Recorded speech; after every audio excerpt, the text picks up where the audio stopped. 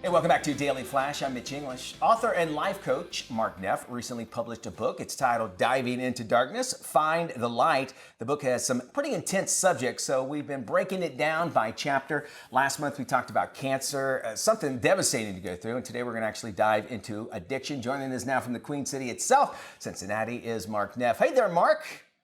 Hey, Mitch, how are you? All right, I'm well. I think that this is a very important chapter because I think we all have somewhat of our own addictions, whether they have control of our lives or it's like the fact that you have to have a Diet Coke every morning. It's an addiction. Yes. It's a problem. When was the moment that you knew, Mark, that you actually had an addiction problem?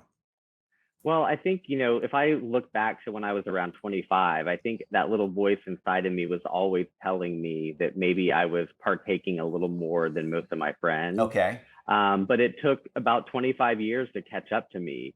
And when I was in my mid 40s, that's when my consequences got really bad, really fast from my drinking. And that's when I knew that it was a bigger issue. And you don't mind, you share a lot about your life, but I mean, it was some pretty big consequences that you had to go through. Was that the rock bottom, or was it kind of like your frontal lobe finally develops, you're out of your 20s and you go, you know what, maybe I do have an issue? Where was that moment for you? I think it was the rock bottom for me. I had 2 DUIs within 6 months. And then a month after my second DUI, I lost my younger brother in an alcohol-related car accident. So I think sometimes the universe whispers to us, and then it talks to us, and then all of a sudden it shouts to you. And that was my shout. And I knew I had to get serious about it. Yeah, when you think about that many close calls that you might have, did you have a support system to fall back on? Because a lot of people do, a lot of people don't, and some that have it don't necessarily succeed, and some that do have it, they do really well. Yeah, I think the thing that clicked for me first and foremost was that I had to do this myself. I couldn't rely on anyone to get me sober, Right. But I was lucky enough to have coworkers, family, and friends that were so supportive, so that if I ever was having a weak moment, I did have people that I could talk to about what I was feeling and lean on to get me through that little hurdle. Okay. And it's something that obviously it's always going to stay with you, which when I say, I mentioned this before, where people say, I used to be an addict. But I'm not anymore. Do you subscribe to that, or once an addict, you're always an addict, you just have it under control? Yeah, I believe that we're kind of always in recovery. Okay. You never know what's going to tip that addiction back off and get you to a point where you start realizing negative consequences again. So for me personally, I chose to cut alcohol out of my life altogether. I don't even want to teeter-totter on getting back to where I was. So, I think that in a sense, like I said earlier, we all are always in recovery if you're an addict.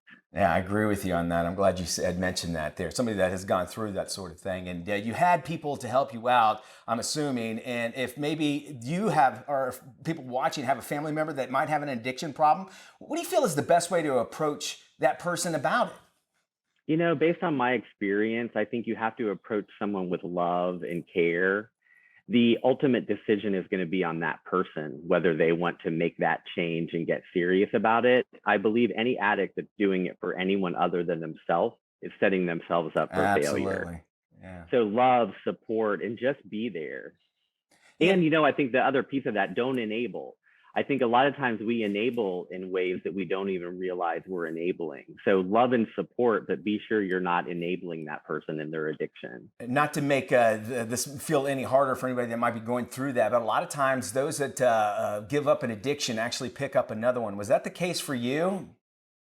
No, I was lucky enough to be, again, surrounded by a great support system. I also used AA in the beginning, which gave me a very strong foundation in my sobriety. And I think some of the tools that you put in your sobriety tool belt, you just have to learn to use the tools you need when you need them. Okay, very good. Any last words of advice for people out there who might be, just like you said, I had it in the back of my mind, I might be an addict, maybe I'm not. Do you have any last words of advice for them? I'm so glad you set it up that way.